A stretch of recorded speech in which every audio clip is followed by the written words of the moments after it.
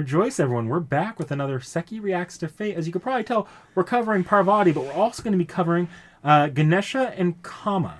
I will give you guys the heads up because I know the Fate fans might be wondering this. Yes, I know it's a bit of an eclectic mix, but this is grabbing from both what's related Fate-wise and what's related mythologically. Oh, yeah, no, these are intrinsically linked mythologically. You could not separate them. Literally, in talking about Parvati, I would have to talk about Ganesha and Kama.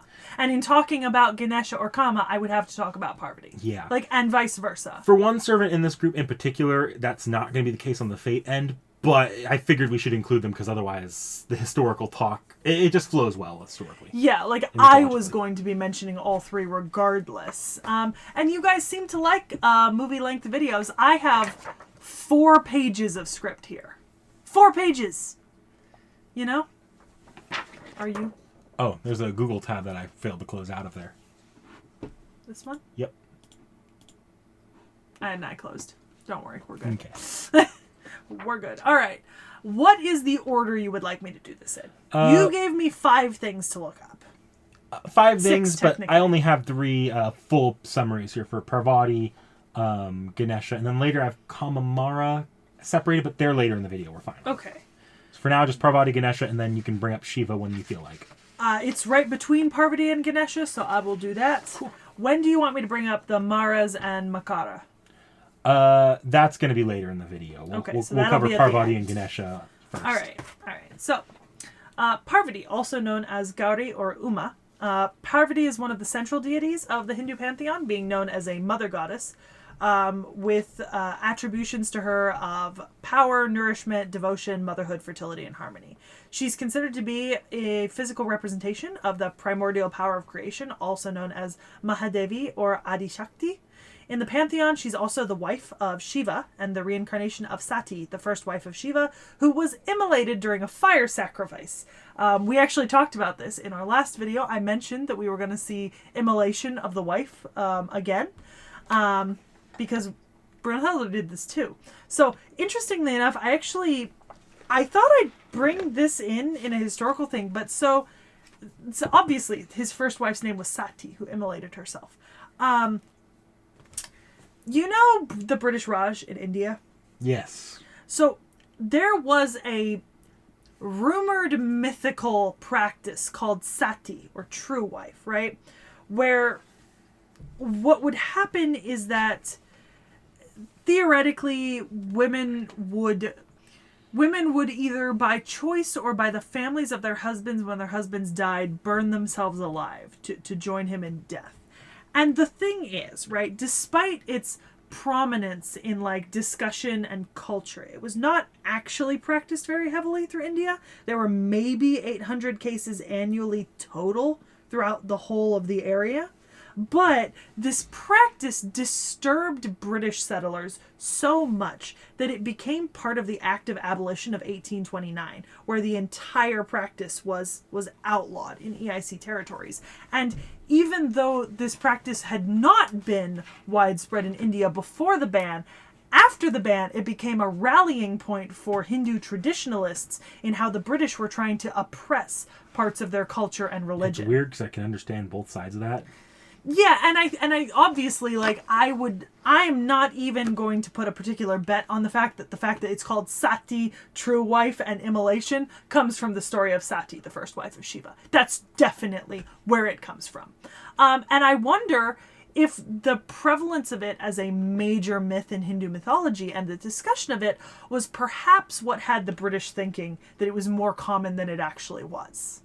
The prevalence of it in myth had to be, extreme with it being such a big part of the story. But anyways, it became a big part of the Act of Abolition, which was predominantly what the Hindu conservative and fundamentalists were fighting back against to do with British interference in the 1800s. I thought I'd bring that up because it seemed pretty interesting that you can kind of see a little bit of it here, in a modern day context. You know what I mean? All right. So, Parvati is also a member of the Supreme Trinity of female divinities in Hindu religion that's typically personified by Saraswati, Lakshmi, and herself. She is the mother of Ganesha and Kartikeya, as well as Ashoka Sundari, as well as sometimes being called the sister of the river goddess Ganga and of Vishnu. Because of her portrayal as a mother goddess, she can also be associated with more kind of terrible and warlike forms that are known to vanquish evil beings like Durga, Kali, the Mahavidas, and the Navadurgas, right? This is actually fairly common in mythologies around the world. It's often that mother goddesses have a more warlike aspect to them as well, because you think of a mother in nature and you think of both protectiveness and kind of nurturing, right? Like mothers have to protect their children. She's present in both the Ramayana and the Mahabharata. It's upside down. Flip it. Oh God, it's fuck! Oh, my wrist! Injured by the sheer size of the Mahabharata. God, that fucking hurt! And the Mahabharata. That might have been the most humorous thing I've seen in a while. Jesus fucking Christ, that hurt! Like, twinged my fucking wrist. Yeah, it gives you an idea of how fucking huge the Mahabharata is. You know what the best part is? This is an abbreviated visual guide.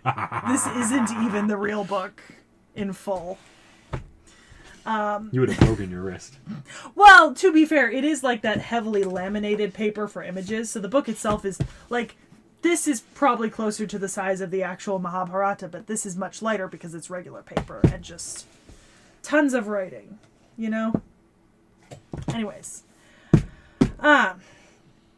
But it is not really until the Kalidasa and the Puranas in which her stories are comprehensively detailed in the context of Hindu mythology.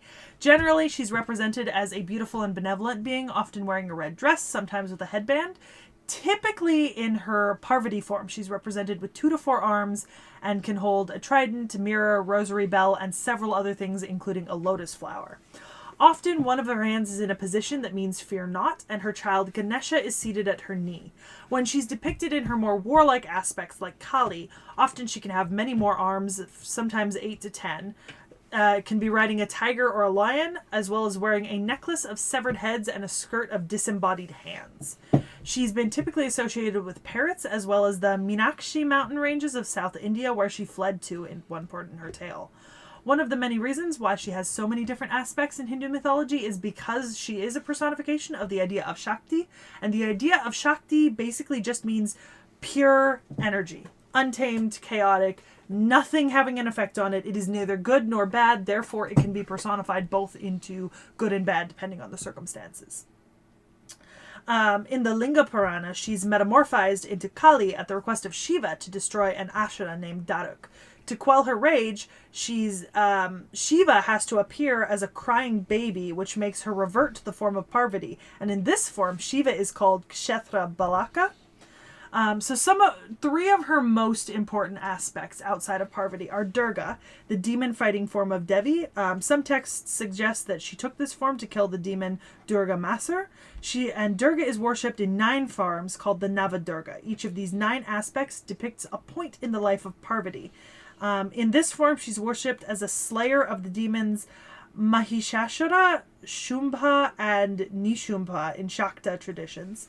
And she can be worshipped as Ashtabhuja Durga in the Bengali states, as well as Kanaka Durga in the Telugu states. Kali is the most ferocious and true form of Parvati. She is the goddess of time and change, representing raw power and courage and dissolution. Kali is worshipped as Bhadra Kali in the south and Dakshina Kali in the north, and Mahakali all over India. She is a member and source of the Tridevi, and she is the feminine aspect of Parabrahman, as she is the progenitor of all primal energies. She is the active form of Adi Shakti in this form, and she represents the Tamas Guna, beyond the 3 gunas, in that she is the material form of the void darkness in which the universe comes to exist, and in the end, everything will dissolve into her. Here she is the Kriya Shakti of the Tri-Shakti and the source of all the other Shaktis, and has also been called the Kundalini Shakti that resides deep within the core of every existing life form in Hindu mythology. The other important form to know is the Tripura Sundari, which, despite this being the third Mahavidya, is the most worshipped form of Devi right after Kali and Durga. She is considered the complete physical form of Adi Parashakti, and the Lalita Sahasranama is a collection of the 100,000 names of Devi Lalita and is used in her worship at her main temples in Tantra.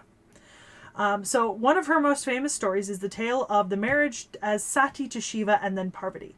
So her father Daksha was against the marriage of Sati to Shiva during that life and did not even invite Shiva to the fire sacrifice to prove their marriage. However, he also insulted him when Sati came on her own without him. At that ceremony, therefore, she then immolated herself. These events shocked Shiva so badly that he lost all interest in worldly affairs and isolated himself in the mountains in meditation. At this point in the story, a little bit later, Sati would be reborn as Parvati, who then pursues what she wants, which is to marry Shiva. So Kamadeva is sent to awaken Shiva for meditation and to facilitate this marriage. We're actually going to get back to why the gods want to facilitate this marriage a little bit later when we talk about something else. But when she catches his attention after he's awakened, he asks her about her kind of convictions, and then he comes to her in disguise and tries to tell her all of his weaknesses and faults, but she refuses to listen and insists on marrying him. He actually composes a poem. It's said that he says, "I am the sea and you the wave, you are the Prakriti and I the Purusha." Oh, that's very sweet. After they marry, they live together where their children are born. Parvati in Hindu religion therefore symbolizes many things, including all their ideas of fertility, marital fecundity, devotion, asceticism, and the ability to calm Shiva himself. She does not seek to lure or trick him away from his ascetic practices, but rather complements him in them. Essentially, she becomes his superior in many ways, as he can be quelled by her at basically any time. And she is also the perfect wife, housekeeper, and mother. So I've got a tiny bit on Shiva here, just because I felt it was contextual. I've been told we're going to be mentioning him a lot, as you would talking about it. We mentioned him in the other videos about. Yeah. So Shiva is also known as Hara or Mahadeva, and he's one of the principal deities of Hinduism and the supreme being in Shaivism, which is a major tradition within larger Hindu religion. He's the god of destruction and continuity, the master of poison, the god of time, and possessor of many other epithets. He's also known as the destroyer in the Hindu trinity, which includes Brahma and Vishnu. He's the father of Ganesha, married to Parvati, and represented with many aspects, often benevolent, but also often fearsome. Notably, he has another child named Kartikeya and a daughter named Ashoka Sundari. We covered them before. Kartikeya is interesting. We might return to him briefly in a little bit just to mention, because Knick-Knack is designing a channel campaign. We've talked about this before. Like, ideally, a Fate-style D&D campaign we can pay on channel.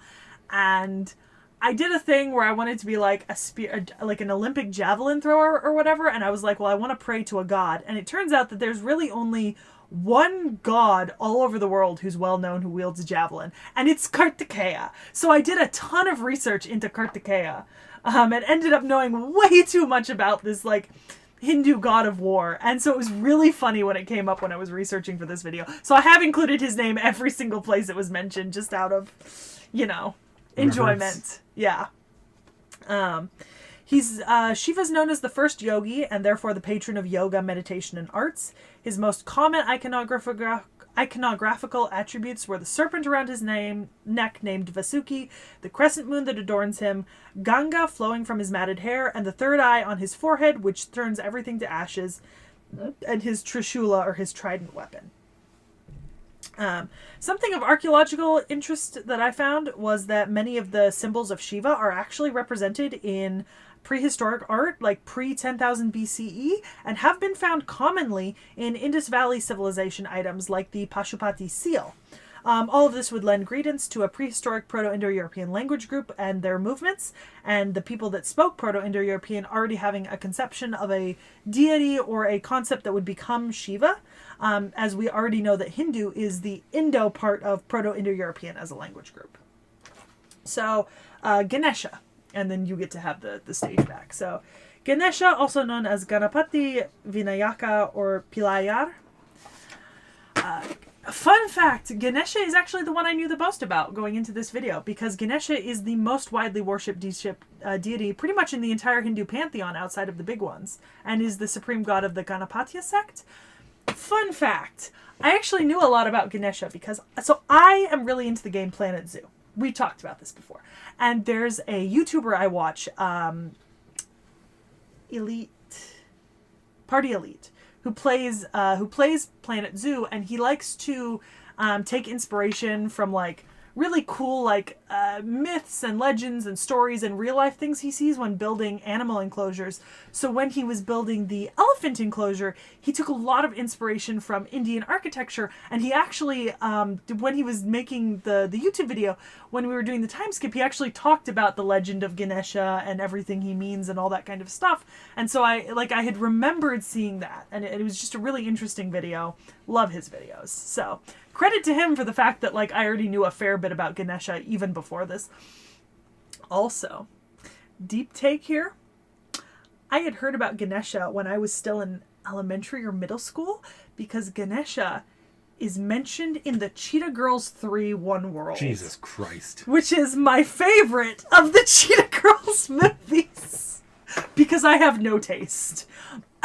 Literally, there's a little Ganesha figure that appears whenever he's trying to like... And it's interesting because they actually use him as in his godly form as a bringer of luck and both creator and remover of obstacles in the Cheetah Girls movie.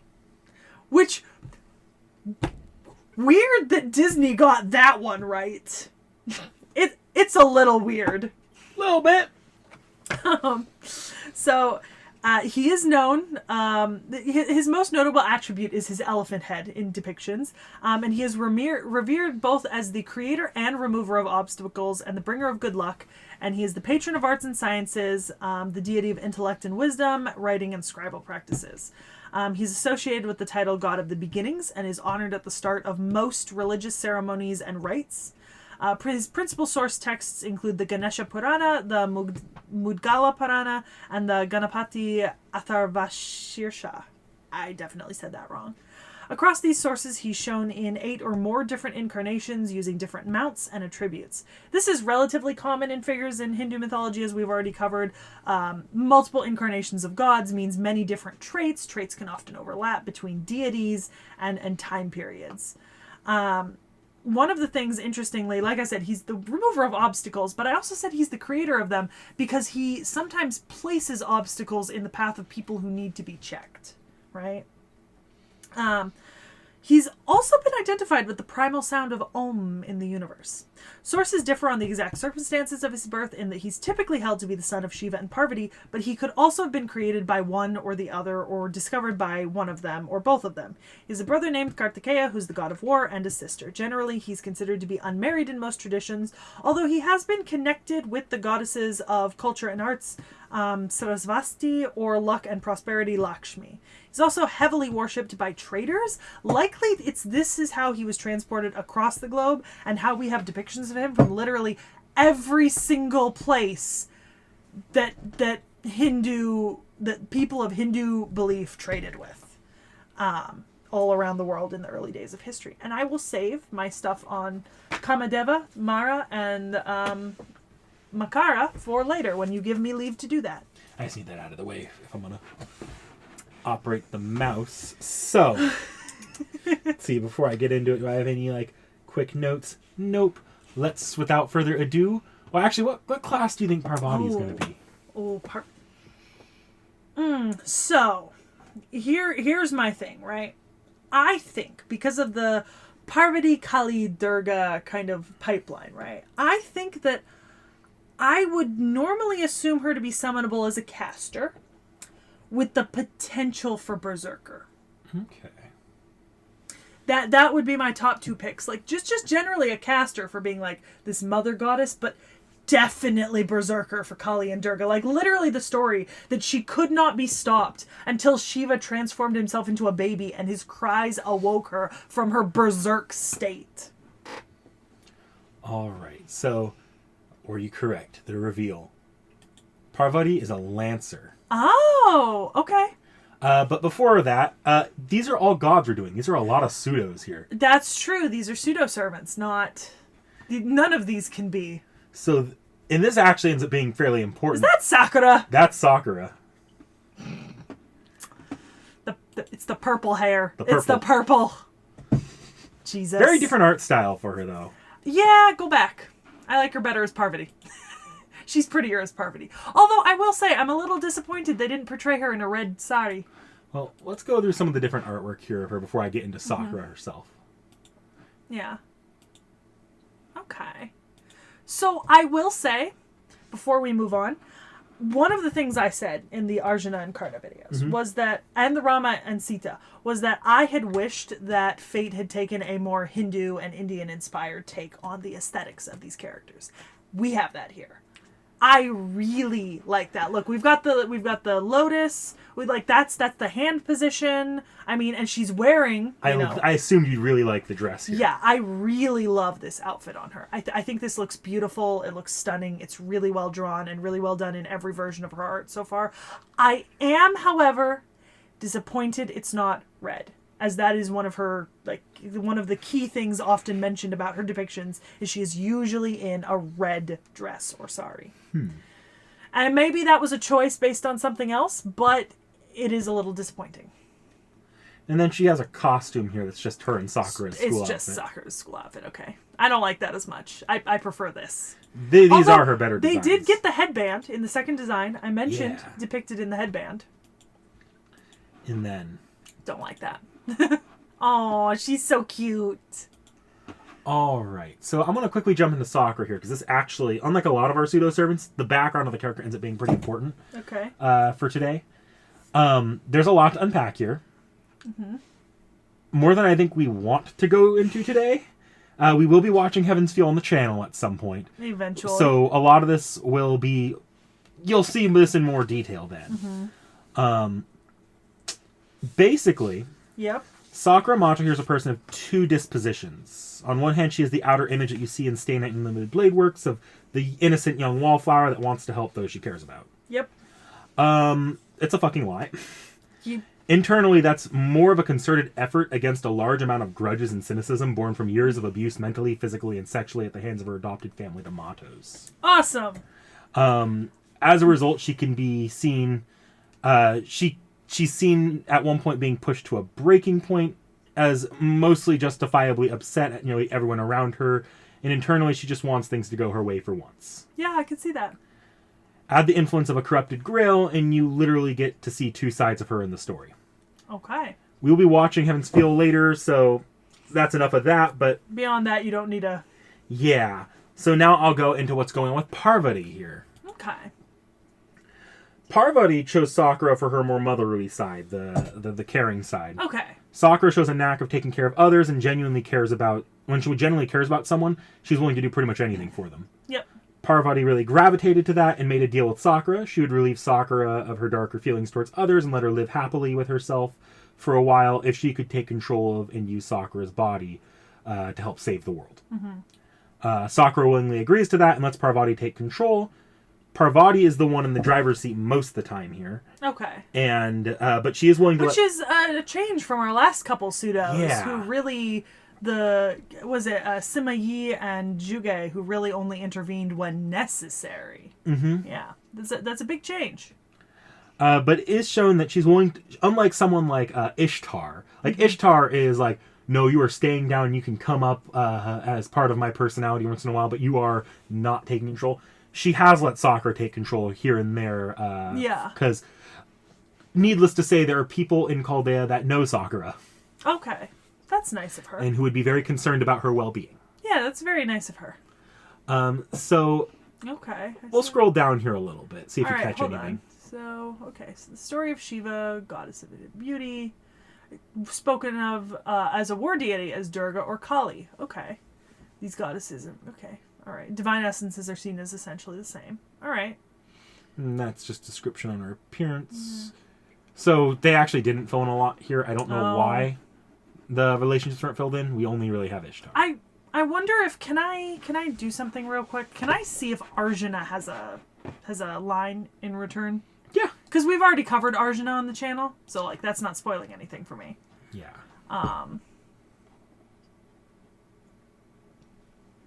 No, only in regards to others. Okay. All right. I just didn't fill it in. If anyone might have one, well, we haven't seen Medusa yet, so let's not click in there. Yeah, no. Is that the Mesopotamian goddess Ishtar? She's so pretty, and I wonder about our connection. But don't you think she's a bit flashy? Sometimes being too much of a free spirit is a bad thing. That's interesting, because, like, I talked about Proto-Indo-European, right, and Shiva and things. And here's the thing, right? According to some theories of Proto-Indo-European religion, right, Indra can be syncretized with Zeus and Jupiter, and stuff like that. So there is some element of syncretism present between even, like, Hindu and then, like, Mesopotamian religion. Like, there would maybe be some form of syncretism. So it's possible that you could do some research and perhaps connect Parvati to Ishtar. Most people associate Ishtar, of course, with the same area of the world, but I'd be willing to bet there's a fair amount of similarity to... That's an interesting read of that. Parvati as well. Because here's the thing, right? If there are connections in Proto-Indo-European religion between, like, the Shining Sky Father, right? That's likely not where it ends. If these people split and created a bunch of different societies, they likely had more than just one shared belief. So it's I have not done enough research into Parvati to say if she is in any, like, specific ways similar with Ishtar. But I did note down later that there is some similarity between Kamadeva and Aphrodite. So. Yeah, in this case, I don't know if that's what it would be referencing as much as it's Ishtar's Rin. No, true. That's true. Yeah. But, you know, it's possible. So I'm going to scroll through here because that's all story. The one that'll be most relevant to today is the Oku section that was probably up there. Okay. But we'll get to that later. All right, let's see. So Parvati's actually borrowing some of Shiva's abilities to maintain herself. Okay. And that's how she's using the lunch class. That trident is Shiva's trident. Oh, yeah, the Trishula. Yeah. Okay. She uses a combination of the abilities gained from herself, Shiva, and Sakura to fight. I will say it's a little bit disappointing that it's kind of just saying that Kali and Durga are different sides of her, but not actually showing significant different sides. I know it's not, but... So here's the thing. I see why you're disappointed, but for Fate to do that tells me they probably have other plans with those characters in the future. Well, I'm hoping I'll get to see them. Yeah. Okay, so magic resistance, yeah. Divine core of the goddess, makes sense. We've seen that before. So imaginary around, a magical trait of the girl acting as her... Okay, so Ash of Kama. I feel like we should have covered Kama. Oh, no, this first. came before Kama, so... Oh, okay. Fun fact, I didn't mention it, but Shiva, one of his iconographical representations, is it said that he is always covered in ash. Which...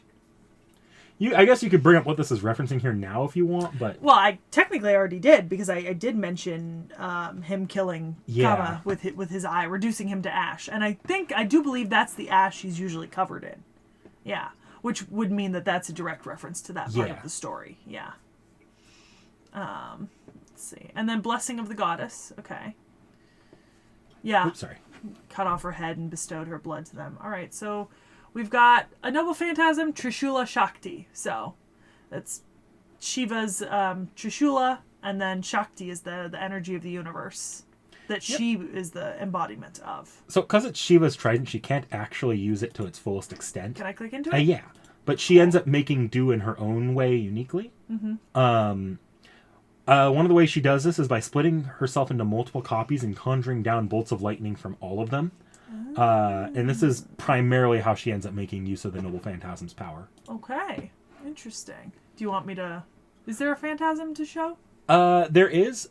Is it not up there? You did not pull it up. This is our first phantasm, which is... You are right. I forgot to put Parvati and Ganesha's phantasms. Maybe that was the extra tab that I closed. Maybe. Right. But before I bring that up, though, there is one other Noble Phantasm that mentions Parvati as having the potential to have if she were a rider class. She would have if she were a rider, she would have Shiva's bull Nandi. Oh, okay. Okay, that makes sense. Yeah, there it is. Yep, Nandi. Here, I could pull this up if you want. I have given you there's YouTube. Ooh, look at that strawberry cherry. Fucking hell. I fucked over our YouTube recommends for the channel by watching a bunch of cooking videos on here a while back of like... No, it's fine. I accidentally started watching Xenoblade videos on the channel the other day. We're both terrible. That's why there's that Xenoblade thing up here. All these cooking videos are from me. I think I also watched an NBA video. That's why the ESPN is here. The sculpture videos from me too. Jesus, we've both just destroyed our channel's recommendations. Fucking basketball and baking. Alright, I'll just look up Ganeshas like this later. But I'm not a god of battle. We'll just use the same tab to look up Ganesha. Oh shit, that looks cool. I do like the backgrounds of this. Yeah. It's very pretty. This is in, that's in Arjuna Alter's Lost Spell, so that's just the background. Yeah, I remember seeing them with Arjuna. Also, I see that video. Go, girl.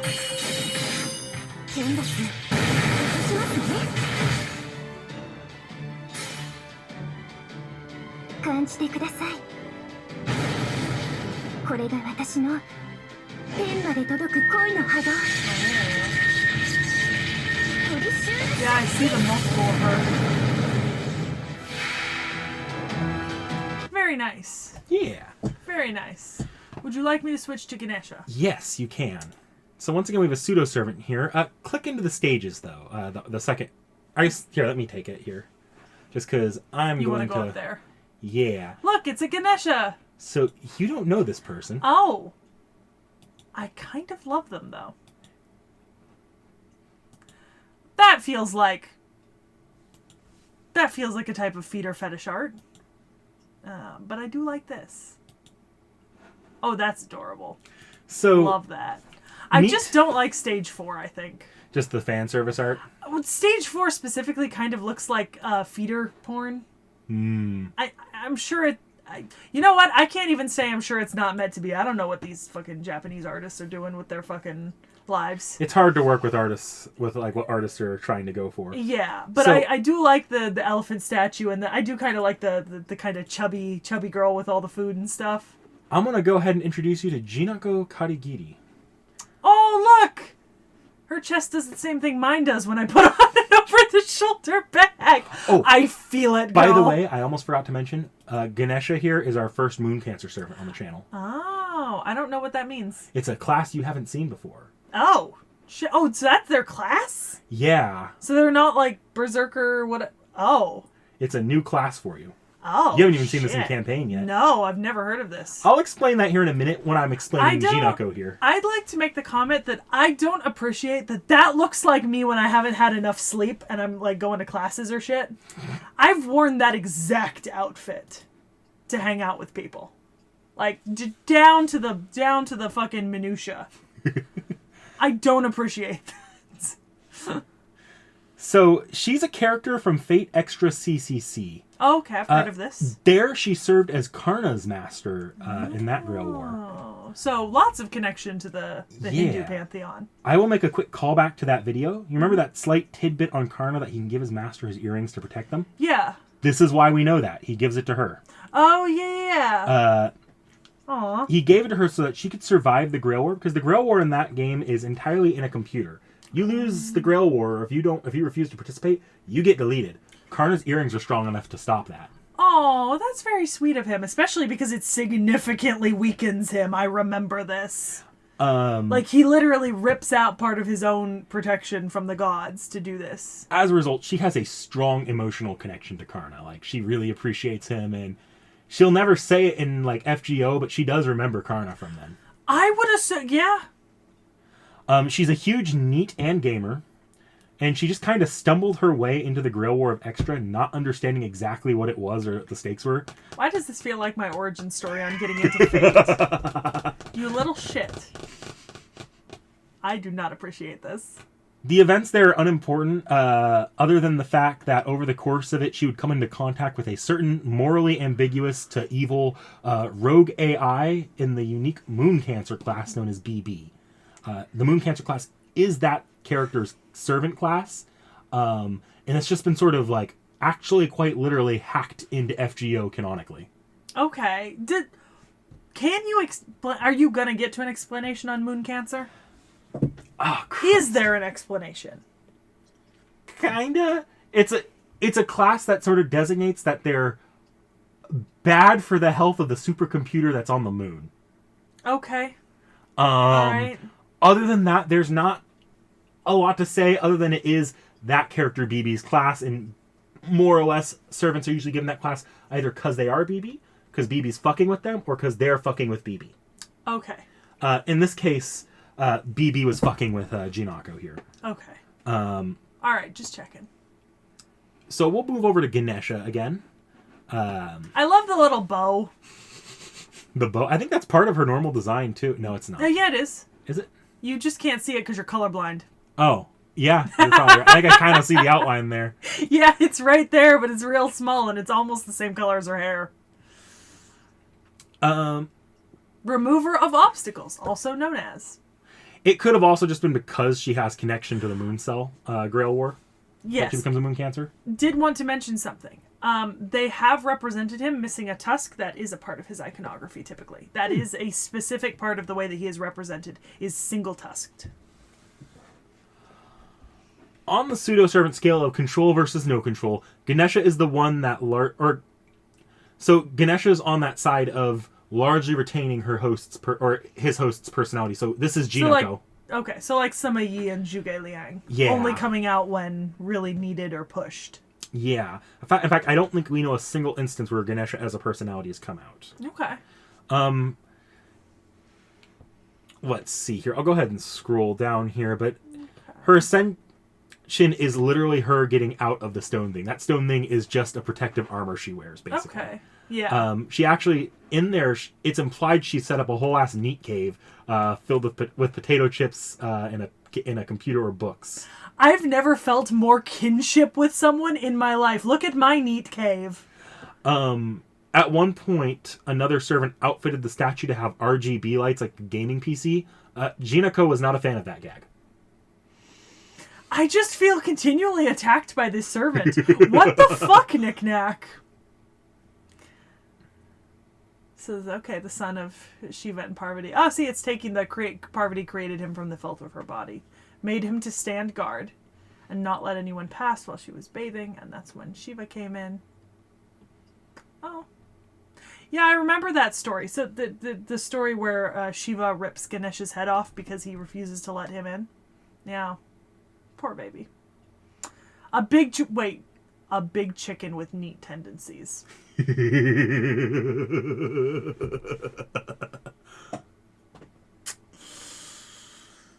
All right, relationship tab. My turn.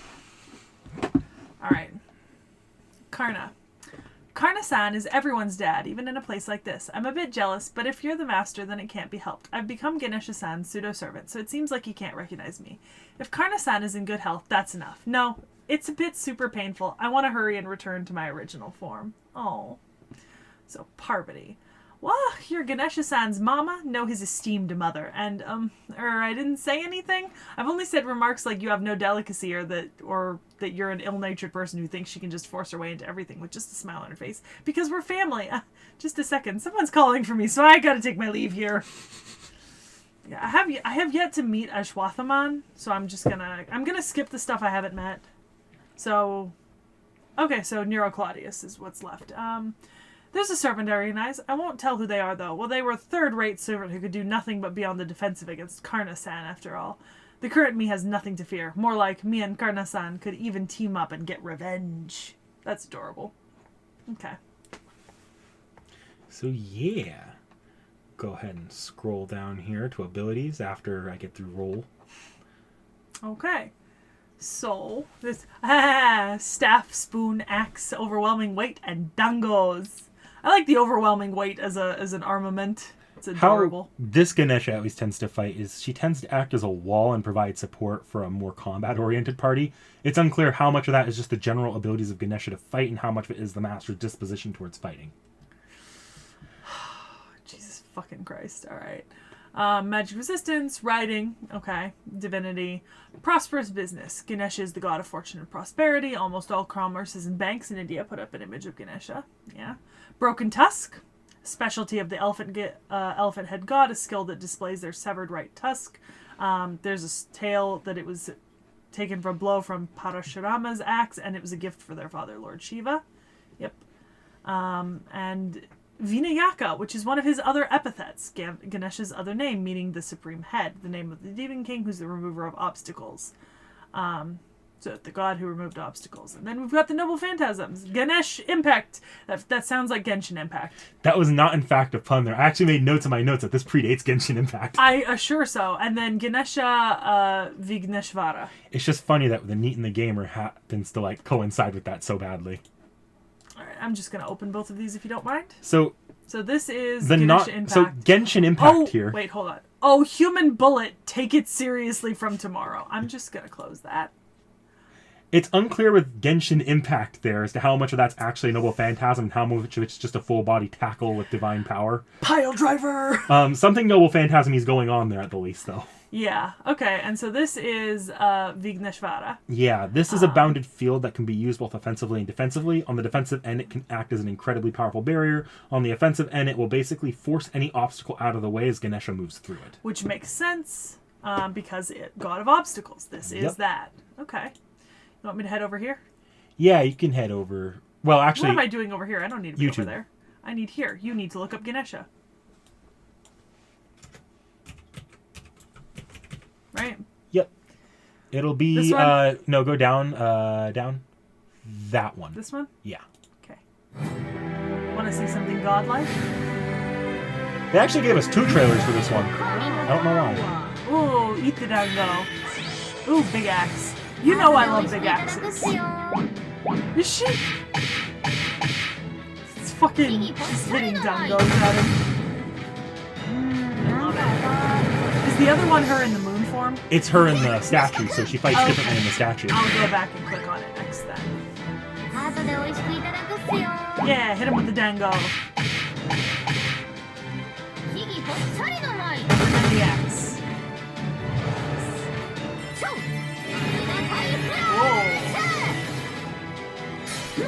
Genshin Impact. Now I'm pissed. I'm going to show you the greatness of Ganesha. Oh, look! I love that. That's really beautiful art. Oh, she's literally just charging and falling on him. I'll start working out tomorrow! Oh, God! More and more I dislike this. Is that this one? Yeah. More and more I dislike this thing back. For divine punishment. The great stone statue god. Oh, look, the fortune coins. Okay.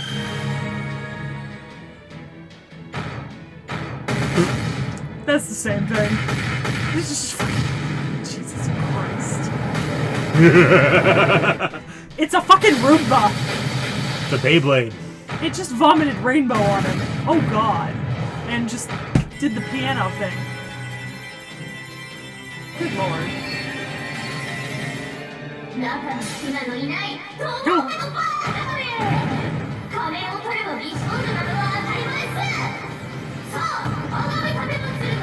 I think she has the same voice actor as the spider from Soma Spider Silhouette. What you just saw is going to be a secret between you and me, okay? I love it. I love it. Alright, where are we moving from here? There, the Wikipedia. Kamadeva? Time for Kamadeva. Alright, so, Kamadeva, also known as Manmatha, this is the Hindu god of erotic love, desire, and pleasure, and often depicted as a handsome young man covered in flowers and ornaments, with a bow made of sugarcane and arrows of flowers. The Atharva Veda calls him the wielder of the creative power of the universe, born first and not equal to any of the other gods, which in some ways is like very similar to kind of Aphrodite, you know? Like where Aphrodite has so much power in the terms of like love that she is in a lot of ways can be more powerful and more dangerous than even the other gods, right? And she also is born separately from the Olympians in the stories. Most famously in myth is the story where he was incinerated by Shiva's third eye while he was meditating. It is mentioned in both the Rig Veda and the Atharva Veda, although his stories are better told in the Puranas and in later 12th century poems. The Mahabharata, which we have mentioned extensively on the channel before, he is represented as the son of Dharma, the god of righteousness, and the appendixes state that his mother could be Lakshmi. According to other sources, he's one of the sons born of the mind of the creator god, Brahma. All sources give him the consort goddess Rati, who is the goddess of love, desire, lust, passion, and pleasure. Often they work together in Hindu mythology. He has served and helped in his role by a gang of Maras, or the Mara demons. In the Madana Basma, also rendered the Kamadana, Indra and the other Devis are suffering at the hands of an Ashura, who could not be defeated by any god except for the prophesied child of Shiva. However, Shiva had no children yet. The deities then schemed to have him marry and conceive a son with Parvati. This is why the deities were supporting her bid to marry Shiva, with Kamadeva being the poor fucking sap assigned to wake him of his meditation. So he takes the form of a fragrant southern breeze to circumvent Nandi, the bull guarding him in his meditation, and enters Shiva's abode, but as he awakens him with a flower arrow, Shiva's third eye unfortunately opens first and incinerates him to ash instantly, and this is the ash that he's often depicted as covered in. Shiva then sees Parvati and is so impressed by her he allows her to ask of him a boon. She asks for him to restore Kamadeva to life, and he does so in a disembodied form. Then they would marry. That was resulted in the birth of Kartikeya, the war god, who would then go on to defeat the Ashura Taraka, the one that they were struggling with. Should I at this point cover the Mara and the... Okay. So Mara, featured prominently in Buddhism across Asia, is a type of demon or a malignant celestial king who at one point in some myths attempted to stop Prince Siddhartha from becoming Buddha and achieving enlightenment with visions of beautiful women who are said to be his daughters. He's heavily associated with death, rebirth, and desire, and can be portrayed in 4 to 5 metaphysical forms across storytelling, including the Klesamara, the embodiment of unskillful emotions like greed, hate, and delusion, Mrityu Mara, which is Mara as death, Skandamara, the metaphor for the entirety of conditioned existence, and Devaputra Mara, the Deva of the sensuous realm. This is the one who tries to prevent Gautama Buddha from attaining liberation from the cycle of rebirth on the night of his enlightenment. Technically, Mara exists both as a psychological interpretation and a literal one in many forms of Buddhism, and existed long before the Buddha, often as a guardian of passion and catalyst for lust in Buddhism. His 3 daughters are identified as Tanha, thirst, Arati, aversion or discontentment, and Raga, attachment, desire, greed, and passion. According to some Japanese sources, the Mara were converted to Buddhism under the monk Upagupta, who inflicted him with a jade necklace, which could only be removed by him returning to Upagupta and saying that he would follow the way of Buddhism. So I guess I'll just cover Makara here really quickly. In Hindu mythology, this is a sea creature who often forms as the vehicle of goddesses and gods, especially the ones of the rivers and ocean, like Narmada, Ganga, and Varuna. These creatures are often also regarded as gateways and thresholds and protection to throne rooms and entryways at temples, occurring frequently in both Hindu and Buddhist iconography at temples, often depicted as gargoyles. There are several Hindu deities that also wear them as earrings, called the Makarakundalas, like Shiva, Vishnu, Surya, and Chandi. They serve as the symbol of the god Kamadeva, being called Makaradvaja in this form. They're typically depicted as a half-terrestrial, half-aquatic animal, usually with like the back end of like a fish or a seal or a snake and the front end of like stag or deer or an elephant. So it's kind of like an Indian chimera, which is pretty cool. There's a decent chance that the depictions of him may have actually been influenced by Silk Road era trade contact with Greece and the appearance of the sea monster Kitos. All right, and is that all your notes here? For now, yes. So, what class do you think Kama is going to end up in, or Kamadeva? Archer. Okay. Sorry, but that seems to be the obvious choice, given that he's depicted with a bow. He's depicted like Cupid. He's fucking Cupid. This is the Indian Cupid. Good God, talk about Proto-Indo-European syncretism. This is the... I literally just came to that realization in my head. That's why I'm so fired up about it. I think he's going to be an archer. So let me take a hard right turn here. Oh, Or boy. hard left turn. Kama is our next beast. Oh, And God. it's Kama Mara. Okay, yeah, the combination of the two. I'll have more to show in terms of artwork with Kama Mara later. That's a lot of titty. I'm not unhappy about it. And these are all artwork here, so I'll just kind of... It's very pretty. I'm here for it. I I need to especially see like when those. The artwork starts and it ends. And then, Oh, okay. T.H.E. Are those fish scales covering the... I Or believe so. Maybe but I they're could be like wrong. lotus petals? Something. Something there. So, what's going on here? That's Demon still Lord Sakura. of Lust, Demon King of the Sixth Heaven. Okay. If you look closely, that is still Sakura. Oh, okay. You remember that first part about Parvati, where she ejected Sakura's darker personality elements? Yeah. It left them to be collected by another divine spirit. Oh, fun. That is one of 3 things that allowed Kama Mara to manifest. Okay. One of the other things is, remember Arjuna Altar? How Yes. he took in all but a few of the divine spirits from India. Are these the few ones he didn't take in? Kama was one of the ones that he didn't take in. Okay. All right. That's fun. The last element here was that this is Beast 3, and only one half of Beast 3. Okay. The other half of Beast 3 are, the other half Beast 3 are, I think. This is Beast 3L, I believe. Yeah.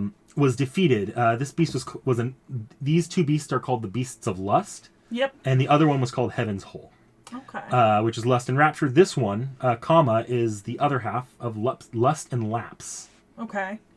Her goal is to make all of mankind love her, or make all of their loves her. Basically, she would become everything in the universe, because if you become everything someone loves is her. Yeah. Kama is cruel and... Which is achievable according to Hindu mythology. I mean, if you are a deity that embodies any form of Shakti, you are essentially embodying raw something energy. in everything in the universe, because Shakti is just the raw energy of the universe and creation. I mean, That makes sense. yeah. Hindu mythology is really interesting, and I touched upon this before, but it's so unified and spiritual in a way that a lot of other mythologies around the world aren't.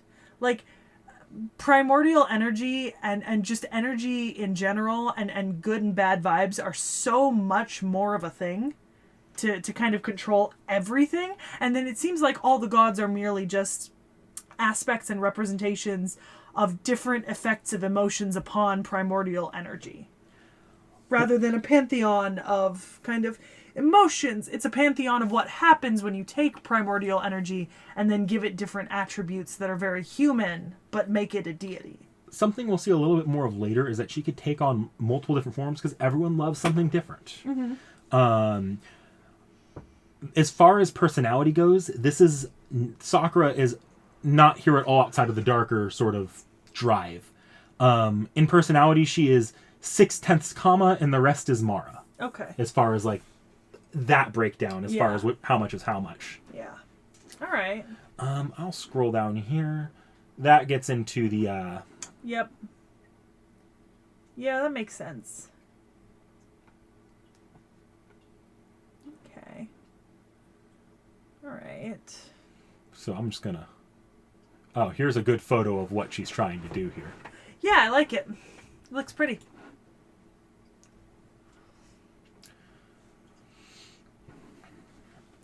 So abilities-wise, Kama will split herself into billions of copies that just become every aspect of the universe, as she gets closer and closer to being a full beast. Yeah. She will gain power by preying on what individual people desire. Okay. All right. The Indian god of love that wields a bow and arrow of lust. Okay, that makes sense. Deluge of love and desire. Okay.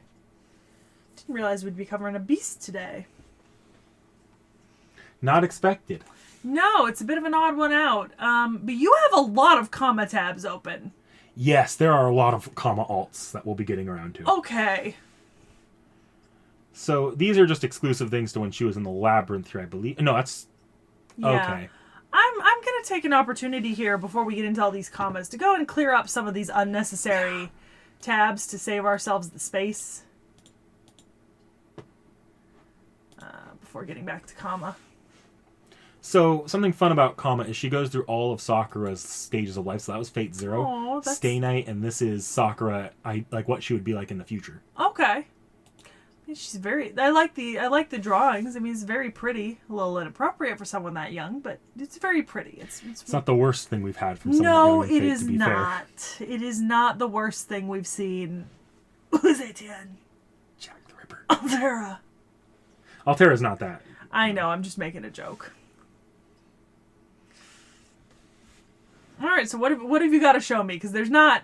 Okay, so here we have skills. Alright, Authority of the Beast. We've seen that before. Independent Manifestation. Nega Desire. Alright. Accepting Body of Myriad Desires. A high degree of diversity when it comes to the ability to shapeshift and change. Alright. Personal skills. Embrace of Dreams. So that's the... Alright. Okay. Pathos Scepter. The Power of the Beast's Crown of Light Scepter. With kind of love and stuff like that. Affection of the Heavenly Demon. Okay.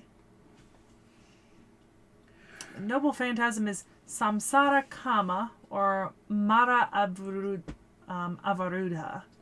Samsara. Samsara is a concept. I'll give you a minute. This is the concept of cyclical life and matter. We actually talked about this back when we talked about Rama and Sita. And I think maybe even Arjuna and Karna. But it's the cycle of death and rebirth, transmigration and reincarnation. Yeah. So I definitely remember talking about this because the liberation enlightenment, like achieving moksha, is getting out of samsara. So samsara is the reincarnation cycle that you are trying to escape in achieving moksha or nirvana or mukti. Yeah. So we definitely talked about this before. So this NP causes both her and her target to fall into a pocket universe of emptiness. That emptiness is then slowly replaced by Kama herself. And this is really what she's trying to do on a mass scale, but she never quite achieves beasthood.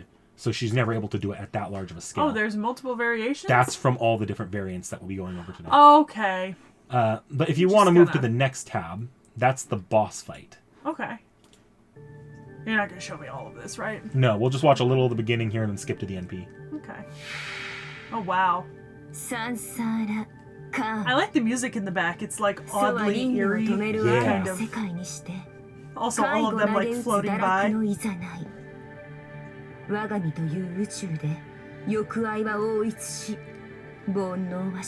that's pretty epic looking. I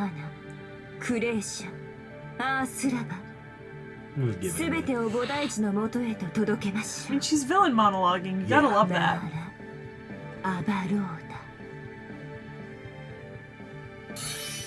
Oh, Abby! Abby Sokoff. Adorable. I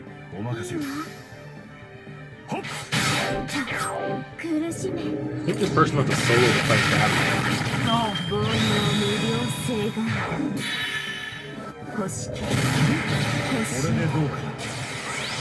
Do you want me to skip forward? Yeah, you could skip forward if you want. That's Abby's. So will it be... No, it would have been earlier, I think.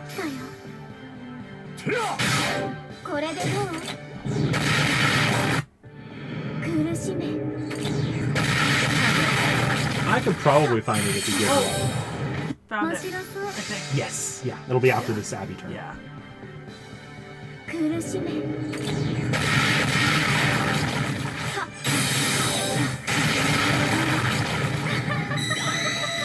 Love the tentacles. Yeah, here it is.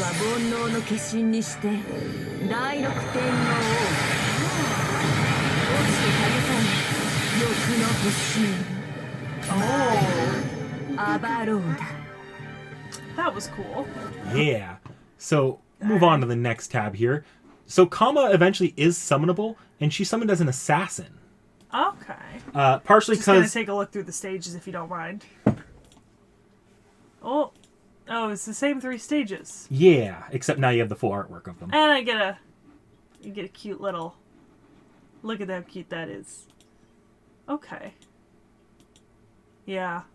I do really like these two, I gotta admit. I like the art on them. That's certainly a pose.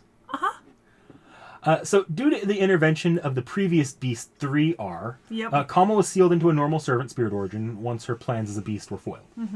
Kama here probably would have been an archer, except for that she was acting more closely to an assassin before with her plan, and was sealed in that previous state. Kama's ascensions we've covered the ascensions already. Let's see here. Her general attitude and disposition towards things has just not changed at all. She is still the Kama that wanted to. Yeah. Kama can so Kama's... Oh, yeah, you have your... Oh, I went to relationships because they actually had some here. So, Shiva, it's impossible for real.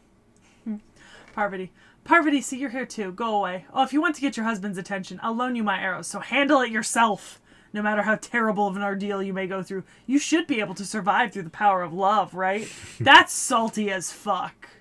She really doesn't like Parvati. I mean, to be fair, she did die for her, in the myth. Oh, Ganesha, this is a good opportunity for me to ask you something. Do you resent your parents? If you feel like you want revenge or you want them to suffer, I'll always be here for you to consult with. Huh? Not really? You're useless. Rama. Okay, that's not really a comment. BB. Oda Nobunaga. She calls herself the Demon King of the Sixth Heaven. Is she a fan of mine? That's true, I remember that. Ooh, Artemis, these people. Even if you give me that look, I'm not using my arrows of love for you. And once again, I'm not going to be giving anyone love advice. You'll just have to deal with it yourself.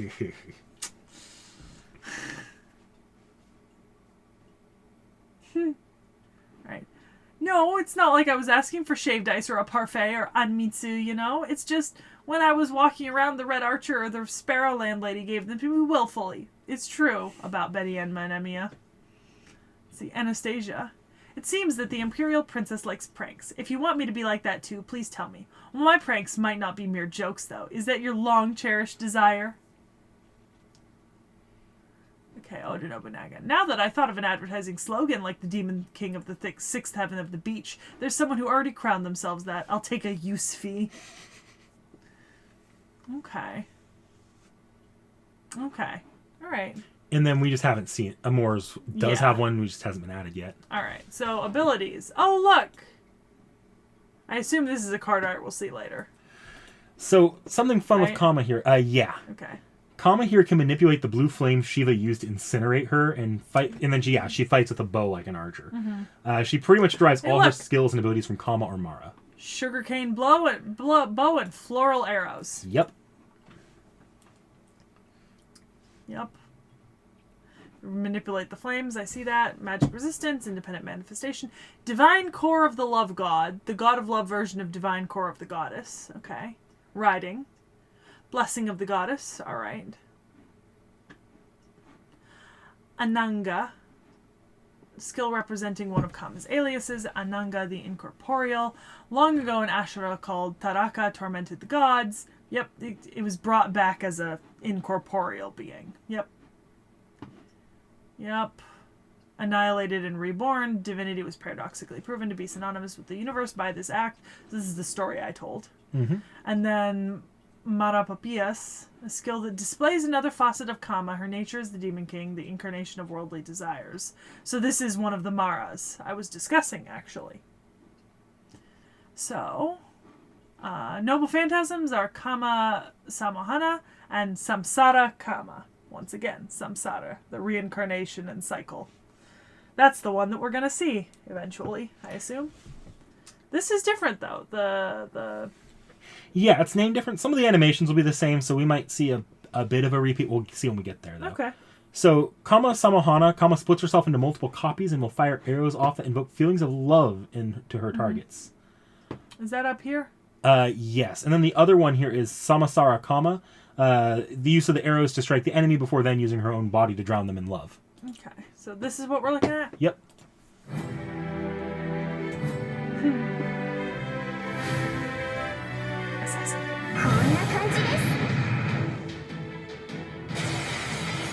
So the first NP here, you only see an FGO when you use her child form. Okay.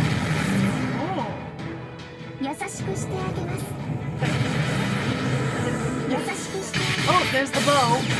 Smack him with the bow. To be fair, that seems to be what archers generally do. Honestly, the fact that she's actually firing arrows out of it is more impressive than anything. But she's not an archer. Archers aren't archers, knick-knack. I'll attack if that is your command. But whatever happens won't be on me.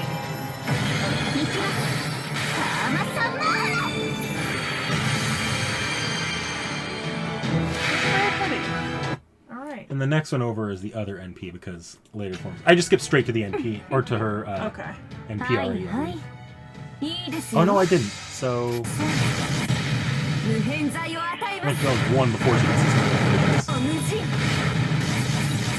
Different attack. Is that a fucking Valkyrie? Yep, those are the mass-produced Valkyries. Oh, yeah. Oh, there's the blue flame. Here it goes. I think it's going to be mostly the same. It's not the same animation, but... Still take a look. Yeah. No? Well, not as the young one. Yeah. No, I mean from It's the the... same as the beast. Yep. There's the hand. Kama.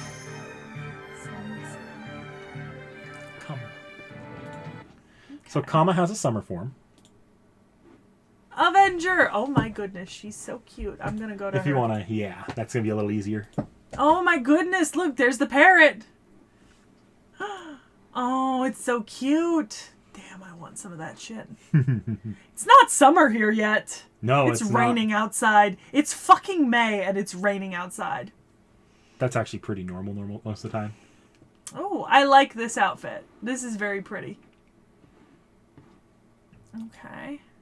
Okay, yeah.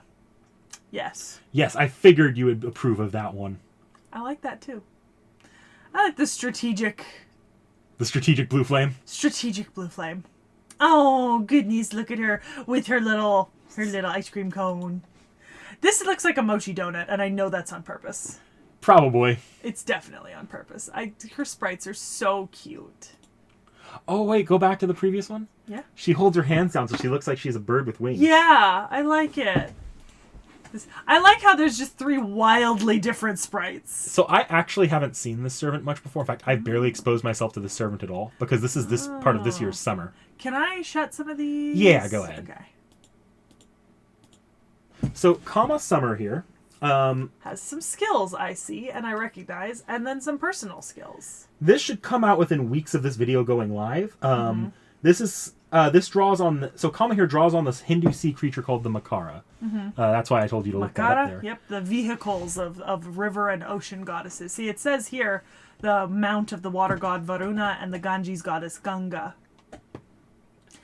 Yep. Now, I don't know about the plot of this event, but something tells me based off of the final artwork she has that she's the main villain. She maintains the soccer life progression thing you saw. Yep. And yeah. I do like Hollow Demon and then Mara of the Midsummer Sea. Yep. Sure, why not? It's summer. She does have a normal Noble Phantasm, Kama Rupashtra. In her final form, it changes to Mara Sunyata. Yep. So for Kama Rupashtra, from what I was able to gather, she throws her flotation device at the enemy, which summons a giant black creature commonly seen around Sakura, and then her targets will drown in a corrupting love. So that's over here? Yep. Should I go look at it? Yeah, we can look at this one and then move on to the next one. Yay. Summer Kama. Oh, wait, sorry. This is all of the NPs here in this one, so it's not in multiple videos because I don't have a trailer yet.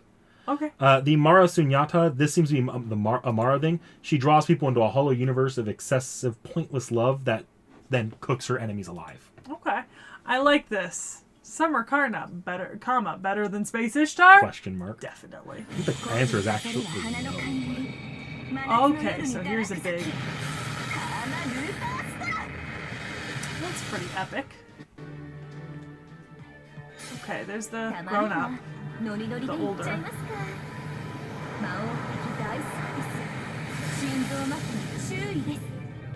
Oh. Wink. The little wink got me. Just a little bit more here. Oh, is there no kid version? I think the kid version's the same as the middle. Oh, okay. So these are just the different variants. I think this is without the wink. Yeah. And then the next one I think is her boss version. Yeah. Oh, the blue skin. So this has yet to be incorporated into any other Hindu servant except for her right here and now. But many of the Hindu deities are represented with blue skin. And you know who especially is? Shiva. And it's the ash of Kama, which makes sense. Even a different color eyes. So yeah. Okay, can I close this? Yeah, you can go ahead and close that, because our next servant, because you notice we've been awfully lacking on arcade shit recently. Yeah. Let me introduce you to the last original arcade servant that's been released. Kama Mistake, an archer Kama Mistake? So there's a bit of a shit. story here. It's not listed well enough. I'll let you go through the art here first, though. So Oh my goodness. it's all child form. It's so cute. Oh, okay, this is my favorite art so far. This is beautiful. Aww. I like that one. So Kama Mistake here's story. Oh wait, sorry. Can you go back to the Summer Kama type moon wiki? I forgot to show you something you'll Is it probably this? appreciate. Yes, move down. There's not a lot on it, but this is some artwork the artist drew up and that was used in FGO at one point. This is just more forms Kama can take if she wants to. So yes, So- you get gender so bent. like- You so get like- gender bent, properly gendered Kama and gender bent Sakura at the same So, time. like, hot. Smash. I assumed you'd appreciate this. Smash. Okay. There's been a lot of demand to make this a separate servant I do appreciate it. because this isn't even a costume yet. I do appreciate it. All right, so back to Kama Mistake here. This form is a little funny. Oh, fun. Yeah, you're gonna have to stick with what I've grabbed from other places. Okay. She is known as Kama Mistake because this is the Kama that was supposed to be summoned by a poor Kama fan in FGO who pulled for her but didn't get her. She went and took a wrong turn to arcade. Oh. So Aw. she ended up in arcade as an archer. Oh, at least she's finally in archer class. Yeah. So yeah, ability-wise, we don't have any lore, so I don't have anything for you to look over. We do have skills if you go to the FGO page. Up here? Yep. Okay. Oh, yeah. Okay, magic resistance, riding, independent, scroll love up. essence. So you're going to have to click into the 3 different tabs there to get the different skill names. Okay. So, like here? Yep. All right, so this is Ananga. All right, we already read about that one. And Mara Papias. Okay. So, same names. Yeah. Yeah. And then Noble it's the Phantasm, same NP, but... Kama Samahana. Yep. Okay. Is that what this is? Yep. It's been a while since we've had something arcade. It's been a hot minute.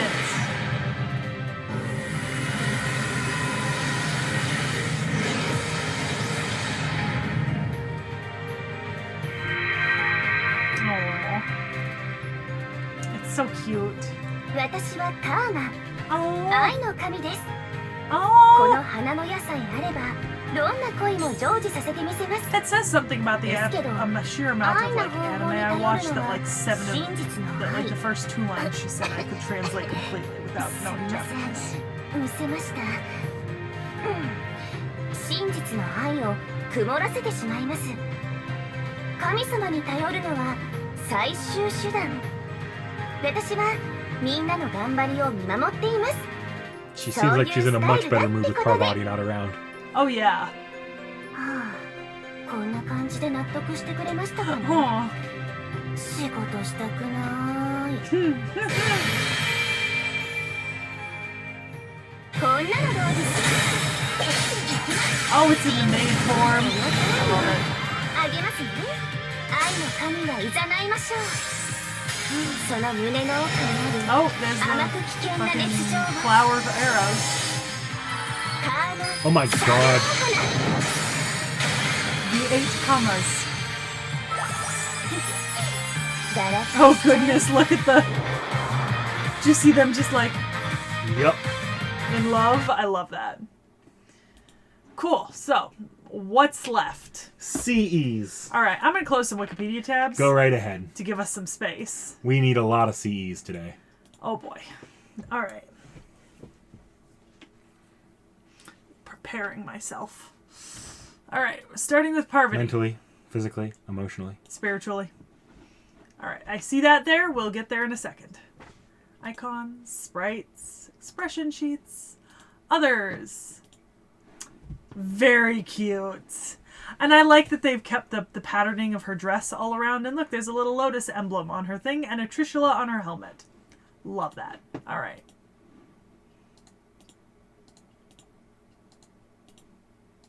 Yay! Some heroic...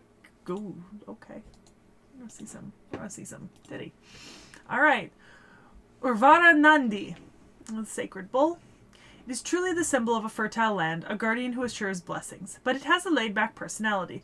One cannot help but chuckle at the sight of it sleeping so soundly. When the two of us ride on it back, it gets up slowly as if it's annoyed and begins to trudge forward. And then I would bury my face in his back. I do that so no one can see me blushing. But then again, don't you think this is all a bit too much like one of those romantic coming-of-age films? At least for a goddess. Ugh, I'm getting so embarrassed. That's very cute. I do like this. Okay. So that's Urvara Nandi. The chocolate Nandi 1/4 scale. No, 1-to-1 scale. Oh, does it say 1-to-1? Oh, shit. Oh, that's a big bull. God damn. Bull. If I had only made it hollow, why did I go and make it one big solid chocolate?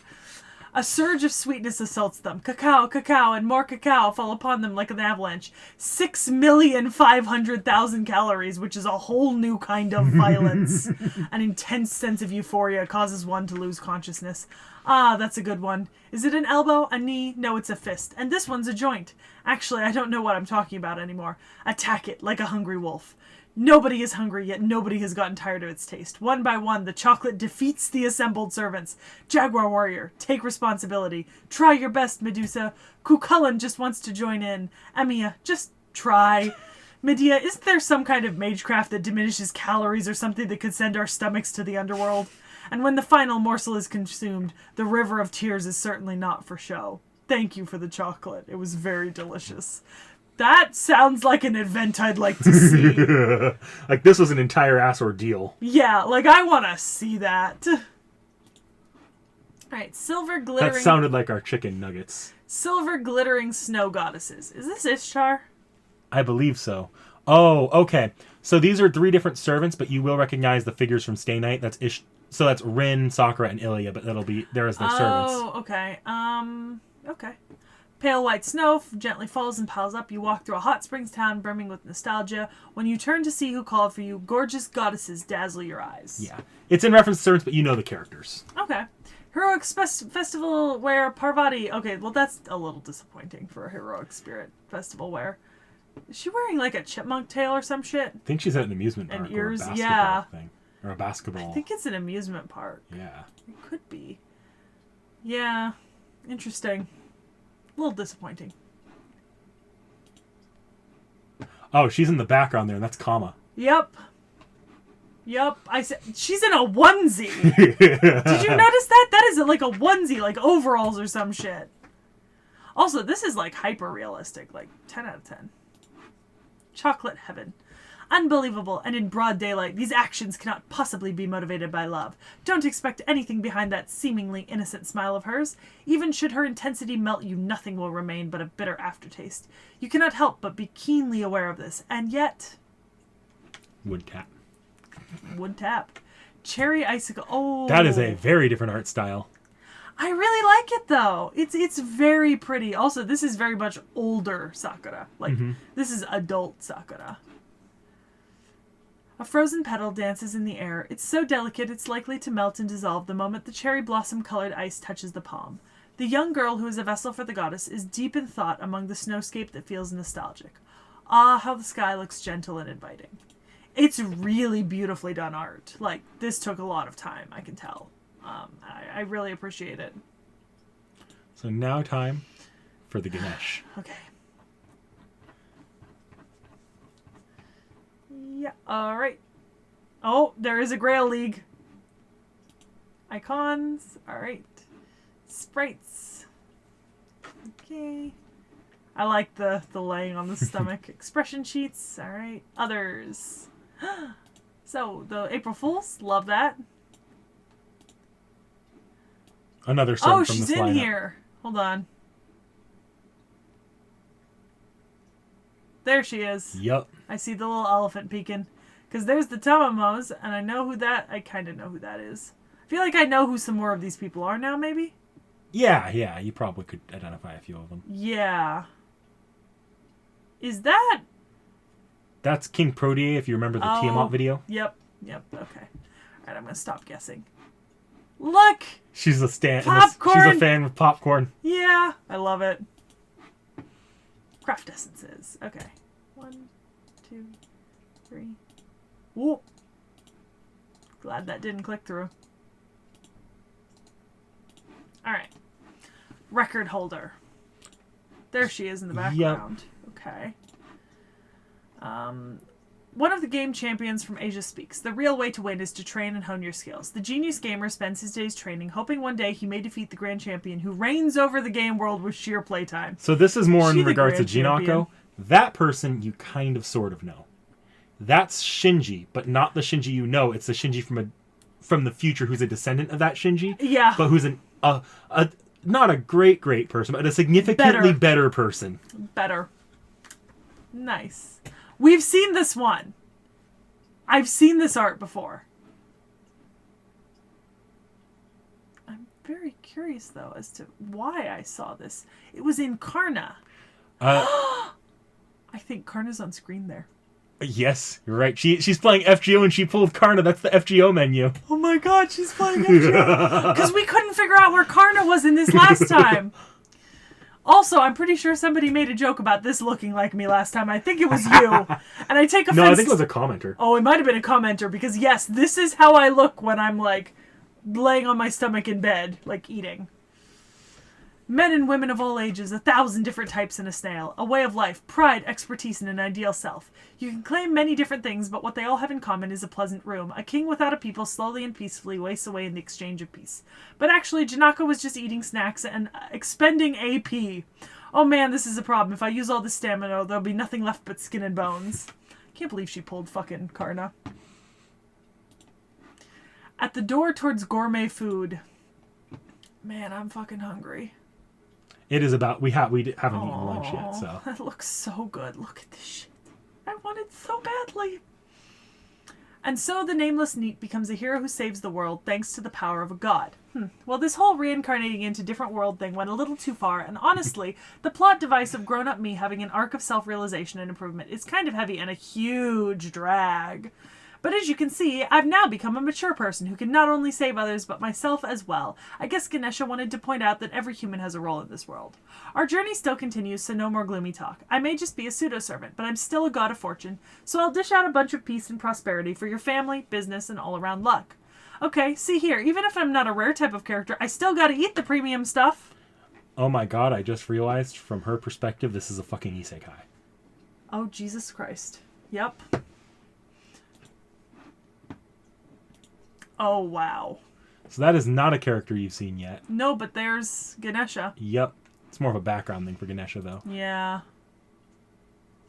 No spoilers. Yeah. Dream is long gone, the velvety smooth cream and bittersweet chocolate. The moist dripping food accentuates its flavor with notes of sourness and a hint of color.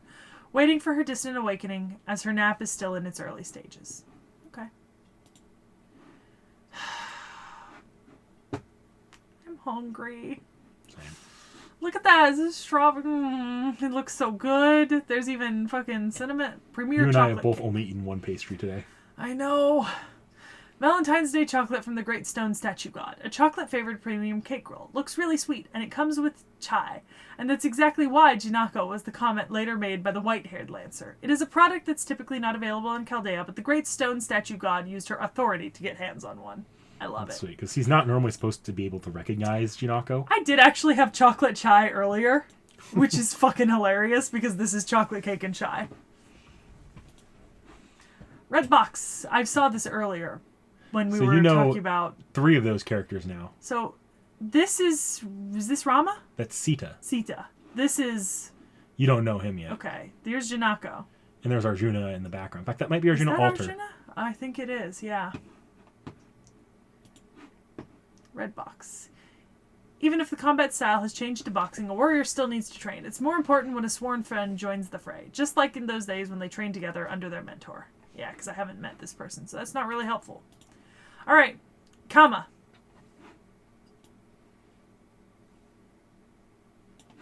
Oh, good. We'll have icons. All right, sprites, expression sheets. There's the males. Oh, look at that.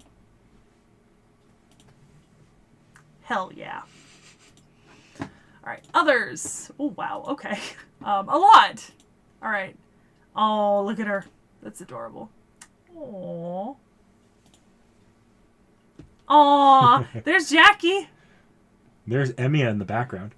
Oh, yeah, that is Emiya. I didn't even notice because it was just this part of him. Holy shit, did Emiya make all those? Yep. I'd like to marry Emiya. I'd like to put this petition in. I want to be that man's wife. I'll do the cleaning if he does the cooking. Goddamn. Oh my god. That's just the collection of a bunch of Indian servants. I know, which means that by process of elimination, one of the people I don't know is Ashvathaman. Yes. But look at my Karna and Arjuna and fucking I think Rama. that's Rama. Yeah, and there she is, and there's her. Look at her face. I know she's so unhappy. To That's be such fair, he's not happy either. And she doesn't look entirely happy. This is a Bollywood scene. Yes, it is. I That is a love it. glorious piece of artwork. Yeah, I love this. I love this Bollywood scene. Like, that is a wallpaper. That's a poster. Yeah, I would take this as a poster. Probably was really... She is being forced to do that, and Oh, it yeah. shows. Not being forced to do that. Oh, I like this. Mode. Aw, as Red Riding Hood. That is a made-up CE, but that is a good-looking CE. I would take it. I love this. You know literally one of I these know people. only one of these people, but they all look evil, and I like it. Well, I don't mind identifying her. Mm-hmm. That is the other half of Beast 3 right there. She's not a, she's a okay. Fate original character. We'll see more of her at some okay. point later, but Either way, they all look evil, and I love it. they're all three very evil. I would presume so. Now we're into CEs. Pulling down the... Oh, wait, is this CEs or is this just artwork? I'm still in artwork, I think. Yeah. Holy shit. All right, we gotta keep going. Oh my goodness, it's Cat. Oh, where's fucking Peaches? Isn't here for me to do that. Damn it. Okay, all her forms is made. Adorable. Oh god, so many forms. This artist really likes Kama. So many outfits. Oh, there's that person again who There's I don't Abby. know. Yeah. Oh, that's so pretty. And I like this. And look, she's got a little patches all over. There's the Trishula, and there's the fucking... Yeah. I like it. Oh, it describes what all of her patches are from. I can't read them because it's in Fuck! Actually, those are a lot of those are in katakana. I could actually identify some of those. Oh my god, she's holding a Starbucks cup, basically, but it's the rip-off Starbucks. I love this art, by the way. This is great. Oh, there we go again. That's that eye from Karna or whatever, isn't it? Think so, yeah. Yeah. Okay.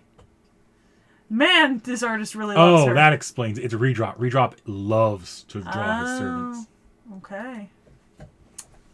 Yep, that looks so good. Oh. You're covering a facer. Who is that? Oh, No, it's the the same evil guy. man. But there's Abby. Oh, and here's Shikibu. No, not Shikibu. Who's that? Say. This is Say Say. Shaman. I could actually give you a name for him without spoiling who he is. Who is he? Fate will often call him the caster of Limbo or the alter ego of Limbo. Okay. Just a little future hint. Hang on. Open image in new tab. Oh, okay, that magnified. But is this MASH? Yep. Okay, do I know this tall redhead? No, not yet. Oh, Jesus. Oh! Iskandar. He's in the background there too, behind the Yeah, red curtain. he's serving it. That's his play. Pax Romana. There's He's posing. Look, it's. I love him. I'm pretty sure this is the altar. yeah. Yeah, altar's right here. Something's up there. Someone. Oh, that's Parvati. Oh, is it? Okay. I think so, or it's BB. Somebody's floating here. I don't know who that is. Kath Palug. Yes. Aww. Her I recognize. I don't know from what. Oh, I think that's Rama. The hair looks like it. Maybe? Is that blonde dude? So there's just so many servants in Almost here. every a lot of fan favorite servants are in there. Jesus, there's so many. Oh my god. Scroll. That's Ellie's castle. That's Ellie's Oh, castle you're with right, the it's pyramid Ellie's and castle. the other part of that. Oh shit, who's up there flying? I don't know. God. God damn. Good lord. There's so much. I literally cannot even fucking... I was trying to clear up some of the... This. Yeah. This is a wallpaper. This is a wall... I need help. I think that's Mecha... I think that's Ellie-chan. It might be, but it might be someone else who I might know. There's a blonde hair over here following that person. Alright, I gotta give up. I can't keep... Too many people. Too many people. They're probably in more identifiable... Right. Oh my god, another look! one. I think this is all the Indians again. Yep. Yep, because there's the Arjuna and Karna. And Rama and Sita over here. And Arjuna altar is flying in the They're background. all going to school. I love it. I love it. Aww.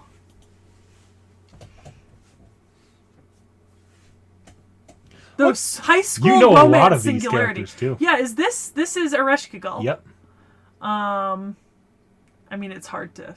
So you got Mash at the far right there. Mm-hmm. Not the next one. That one over. That's Consort U. Mm-hmm. You don't know that one yet. That's Ereshkigal. Yep. And then you have Kama. Yep. Okay. Oh, goodness, look, all the same pins are all over. I love it. The little bear head. Okay. Yeah. Oh. Oh, see, here's all the pins again. So you can kind of look around and see what they are if you can identify them. But this is a very cute outfit. All right. Oh.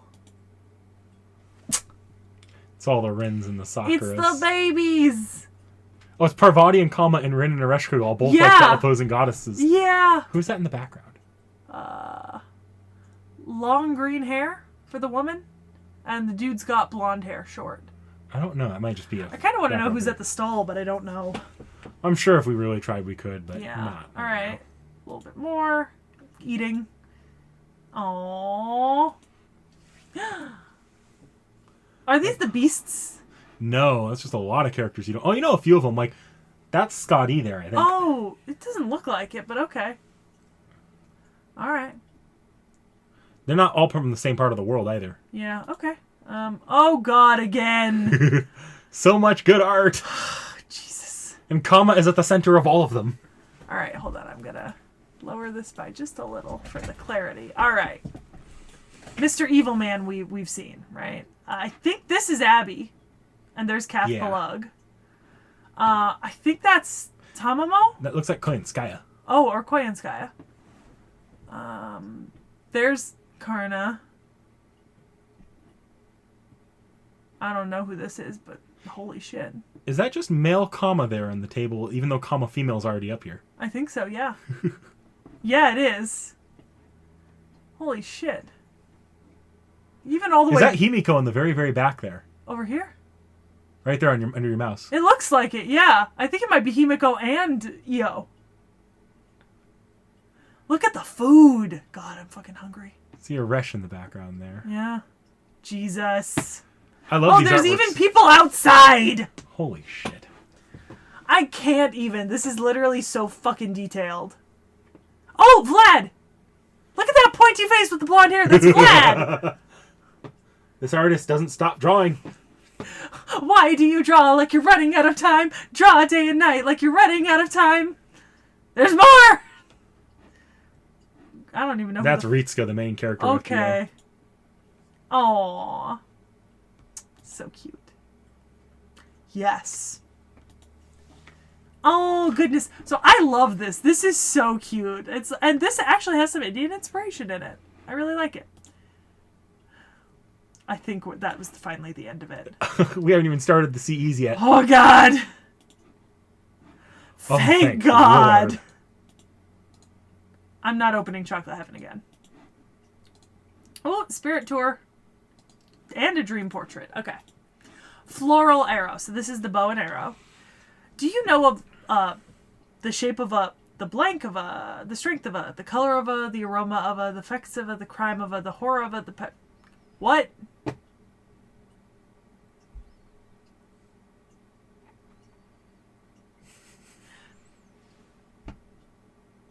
The strength of censored. Are they censoring the word fuck? I don't know. That doesn't quite fit either.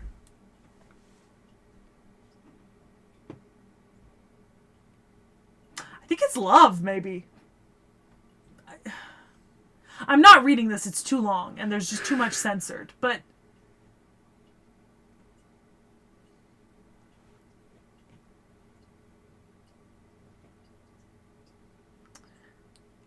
I think it's love. It looks like a riddle, like figure out this riddle kind of thing.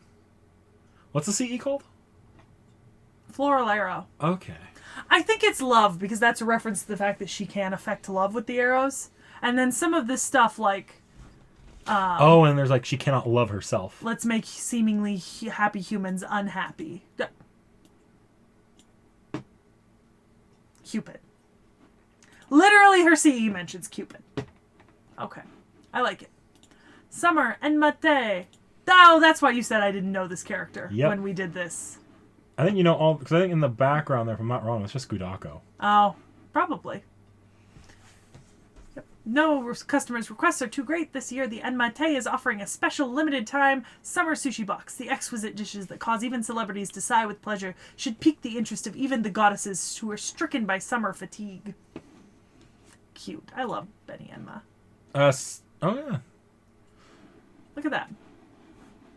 All of her versions. So many. That's Pocky with a lotus on top.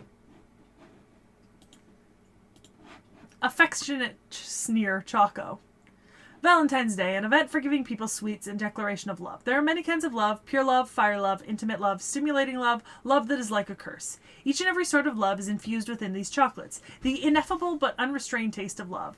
Any who so much as take a bite will undoubtedly melt from just a taste of such sweet pleasure. No human will remain unsatisfied so long as they pursue love. Come on now, you don't need to hold back. Go ahead and feel all of my love. Why won't you just die already? What she offers is all the love in the world, yet her gift truly contains. Not good. Okay, so this is where that art is from. It's what they used for her for this particular Spirit Tour, 6th anniversary. Okay, I like it. And this is 7th anniversary. Oh, it's so cute. Look at it. So this was the prompt that all the artists were given for 7th anniversary was draw your servant in another lost belt. Oh. They were trying to put her in the Russian one. Yeah. With the dog people. Yep. All right, Avenger. Probably won't be as much on this one, thankfully. All right. We do have a Grail League, which I will get to. Icons. Sprites. Yep. Expression sheets. A lot of expression sheets. All right, others. A fair amount. This would be normal for most servants. Yeah. Okay. Oh, look, we get all the way around on all of it. I like this. Oh, look, they're little darts. Love like arrow darts. I like that. Oh. I love the parrot. Ooh, I like this. Parrot's just like.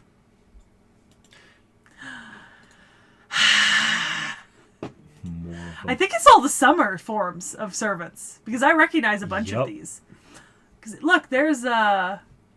Oh my God, Moriarty's in the background. Yeah, Moriarty's there. There's Ozzy. There's a headless. Lobo. Yeah, I think so. I think that's Gilgamesh way back over there. Yep. There's, I think Skahak Skadi's over here. Something with horns. There's Artoria. I think I see some other summer. There's Gilgamesh. Oh yeah, with this. What's her face? There's the two of them. Even over. Yeah, no, this is just all of the summers. Like practically all of them. I think some of them are summer, some of them are just new art. Oh. Like Aresh Kogal famously does not have a summer yet. Somebody's fighting over there on that. Enhance. You can't, I know. I don't think it will get any clearer. You might pick up the colors better. Me and colors? Nay. Exactly. Oh, actually. Rome. It's both of them. V-posing. Which makes me wonder even more who's fighting back there. Also, this staff looks familiar. Like, weirdly familiar. Also, is this is the author? No, that's someone you haven't met yet. No, actually. it isn't? Okay. I mean, Jesus fucking Christ. You know what the worst part is? What? I bet if you spent enough time here and you used some references... Oh, that's Ozzy up there. I told you this was Ozzy! I didn't hear you say Ozzy. Because there's Gilgamesh. Yep. They're eating together. Jesus. I'll bet you if you looked hard enough you could find Summer Nero. Probably. That might even be Nero fighting in the background there. Nah, that's two men. Ah. Yeah. Nero'd probably be somewhere over here. In, like, the slight background stuff. Jesus. I wish I had that dedication to my crafts. Oh, Kath Plug. Yup. Is this... Looks familiar, but I can't. Oh, that's Med. Okay, that's what I thought. It looked familiar.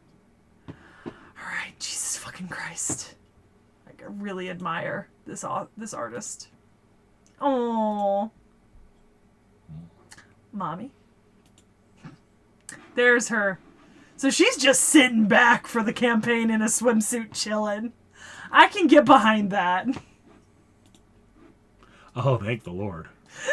You're so happy that there aren't many. Summer's Corruption set. A lemonade, ice cream. I think that's, what, mint chocolate chip, vanilla, and strawberry swirl or something. Her little thing, the lemonade drink, and this parfait with all the fruits and stuff. Jesus Lord. In the sweaty summer weather, the cold and sweet ice cream melting in your mouth tastes like corruption. And after a non-stop combo of 2 or 3 rounds of your favorite flavors, there's no way you can resist, can you? This last crispy corn will also taste delicious. Chew. When you get thirsty, I'll be there to pop open some soda. Wow, look, it's fizzing. You already knew it did that? It's amazing, though. Why would humanity invent a drink this stupid? What part of this is summer like? Is it because it's a bubbly drink and summer makes people bubbly? Pretty lame pun, if that's the answer. Gulp. A voluminous tower of parfait, fresh fruit, and super sweet cream, a true kaleidoscope of flavors where you can eat all you want without ever getting tired of the taste. No human can resist this. It's important to note that it's not all food. She has her cute floating ring, fun sea bathing times, and a lot more. This Demon King's corruption kit has no room for error, after all. Oh yes, summer really is the best season for corrupting people. I love summer. The Demon King herself can't escape its corruption. Alright. Horrible Demon King's chocolate. That's demonic. No. No, pause and read off screen. It's a horrible handmade chocolate. Procured with the best ingredients. No. No. First time Sekhie's ever said nay to reading. No, I've done it a few more times for really long stuff. I'd say we're pretty safe that there's not going to be much here, but it's this artist. Thank God. It's just this. This is more than most arcade servants get. Yes! Oh. So, what did you think of these servants? There's a lot of comma. So much comma. That artist really likes comma. I really liked Parvati and Ganesha. I feel like I am enjoying comma out of sheer PTSD at the amount of art I have just ingested. I have seen so much. It's almost comma. like the transient property of passion. Like, you might have liked comma, but like there's so much more appreciation for comma because that artist put so much appreciation into comma. Yeah. Holy shit. And like those artworks, those massive pieces, none of those had Kama as like a background. Like, where's Waldo? No, Kama was always front and center for every single one of those. It's everyone else who was background. Yeah. Fuck.